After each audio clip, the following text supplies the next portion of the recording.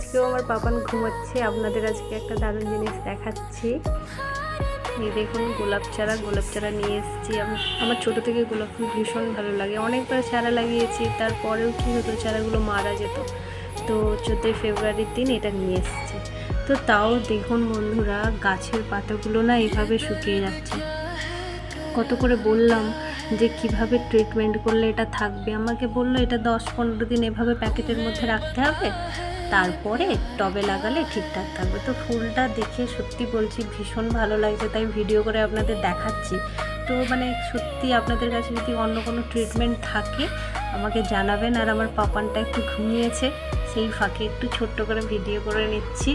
ওকে, আপনারা পাশে থাকবেন, ভালোবাসা দেবেন। আর হ্যাঁ, কাদের কাদের এই গোলাপ ফুল ভালো লাগে জানাবেন। আর এই চারাটা কেমন লেগেছে আর ফুলের কালারটা কেমন লেগেছে অতি অবশ্যই বন্ধুরা জানাবেন।